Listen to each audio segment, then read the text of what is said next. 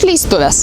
2019 metais aš baigiau savo mokyklą ir pagal kai kurių lenkiškų mokyklų tradicijas per išleistuvės mes turim šokti šokį polonezą. Stovi būtent prie Vilniaus katedros, kur mes ir šokom šokį. Mūsų ten buvo daug, bet mano 12 klasiai buvo tik 15 žmonių, iš kurių tik 4 vaikinai. Tai mes susijungėm su kita lenkiška mokykla. Tuo metu mūsų buvo apie 100. Nors mūsų buvo tiek daug, bet dauguma iš mūsų buvo mergino, tai aš turėjau ieškoti savo partnerį ir mano partneriu buvo mano brolis.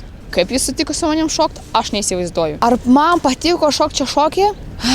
Žinokit, tikrai nekartočiau. Nes visų pirma, į tave žiūri pusę Vilniaus žmonių. Visų antra, visų giminės, močiutės, seneliai, proseneliai, broliai, sesės. Ir man dar labai spaudė mano kablai. Nors mano metais tik kelios mokyklos turėjo šitą tradiciją, bet jau dabar beveik visos lenkiškos mokyklos šoka šitą šokį per išleistuvės, nes čia yra senovinis tradicinis lenkų šokis. Kam įdomu, gali šiais metais vasarą ateiti čia ir pažiūrėti gyvai, kaip tai viskas atrodo.